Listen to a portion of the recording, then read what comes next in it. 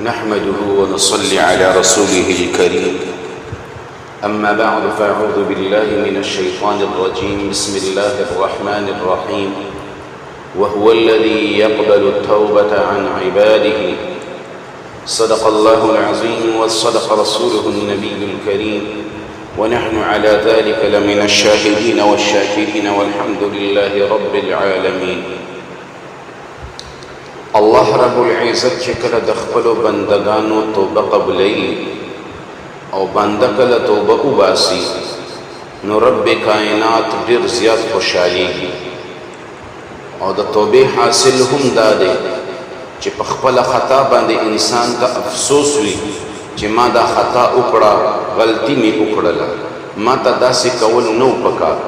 د ندامت په وجه سره انسان د الله تعالی په حضور کې درخواست وکړي چې اے رب کریمه، اے د ټولې دنیا بادشاه، اے الله رب العزت، زما کوتاهي او ګستاخي معاف کړي. نو د دې دپاره د یو څو څیزونو ضرورت دی. خالی جبې سره دا ویل چې زما خطا معاف کړي، زه توبه کومه، دا کافي نه ده. یو عالم دین فرمایي چې په یو علاقه کې زما یو دوست یو ورکوټی بچی و چې د عمر 4 کاله. هغه ما ته شکایت وکړو چې دا بچی پیسې میسې ډېرې غواړي، تاسو به دا ماشومان کتلي وي چې دا کله ناکله ضد شروع کړي، پیسې ډېرې زیاتې غواړي او بار بار یې غواړي. نو ما د هغه نه تپوس وکړو چې ولې پیسې ولې ډېرې غواړي. نو هغه فورا لاسونه اوچت کړل، خپل غوږونه یې ونیول او لاسونه یې جوړاو کړل او ما ته ویلي چې آینده به زه پیسې نه غواړم. هغه ویلي چې نه، بلکل نه. دې نه بس هغه پلار له داسې یو ټونګه غوندې ورکړه، په دې سنګل باندې ووهو. نو اوس ورته څه وایي چې کله سنګل باندې وهلی دی نو څه وایي پلار ته چې اوس خو پیسې راکړه، اوس خو ما توبه هم وویستله، اوس ما توبه هم وویستله.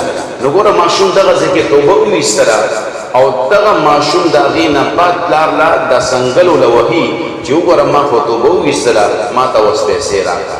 بس همدغه شانتې زمونږ او ستاسو د توبې قسم دی. په ژبې سره موږ ووایو چې ای رب کریمه، زمونږ توبه ده، زه به توبه وباسم ستا په دربار کې، زه به خطا نه کومه، زه به ګناه نه کومه، زه به نارواو طرف ته نه ځمه، زه به نظر غلط نه استعمالومه، زه به ژبه غلطه نه استعمالومه، زه به غوږونه لاسونه خپې غلط نه استعمالومه. نو لفظ خو موږ د توبې وویلې، نو موږ په دې باندې داسې شو چې گویا موږ ټول منازل پرېږدئ. نه بعضې خطاګانې داسې وي چې د هغې قضا کول پکاري. مثلا یو سړي لمونځ نه دی کړی، نو توبې سره ضروري دا هم ده چې هغه د لمونځ قضا وکړي. لمونځ قضا راوړو نه بغیر توبه کول، ای الهي زما توبه را، ما لمونځ نه دی کړی، آینده به یې کومه، کافي نه ده. بلکې چې د کومو وختونو دې لمونځ پرېښی دی د هغې قضا راوړل هم ضروري دي. چا د رمضان روجې نه دي نیولي نو د هغې دپاره توبې دپاره د روجو قضا هم ضروري ده. د روجو د قضا نه بغیر توبه کول او دا ویل چې ای زما رب کریمه، زما توبه ده، آینده به زه روجې ساتمه، دا کافي نه ده. زکات دې نه دی ورکړی، صرف توبه باندې کار نه کېږي چې د کومو وختونو د کومو کلونو زکات دې نه وي ورکړی، هغه زکات ادا کړه. ای الهي زما توبه ده، آینده به زکات ورکوم، دا صرف په خولې سره ویل کافي نه دي. الله رب العزت دې موږ او تاسو په صحیح معنو سره، په صحیح طریقې سره، په صحیح معنو سره، په صحیح طریقې سره، صحیح معنو صحیح طریقې سره توبه طائب یعنی توبې والا جوړ کړي او صحیح معنو سره موږ او تاسو توبه وباسو. ځکه چې په شریعت کې ډېر زیات څیزونه دا هم دي چې د هغې قضا لازمي ده، د هغې د قضا راوړو نه بغیر توبه مقبوله نه ده. دغه شانتې حقوق العباد کې هم د توبې دپاره د هغې د حق ادایګي ضروري ده.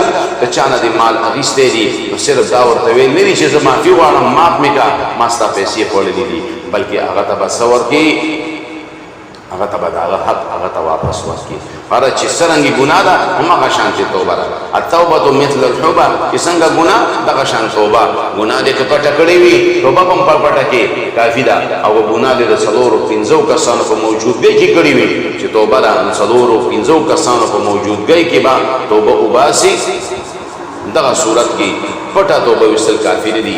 چا دې غیبت کړی دی، برایي دې کړې ده، هغه ته علم دی چې د مې غیبت کړی دی، او د هغه تنهایي کې توبه کول د توبې کافی نه دي، بلکې چې د کومو خلکو وړاندې دې غیبت کړی دی د هغې وړاندې توبه وباسي او د الله تعالی نه معافي وغواړي.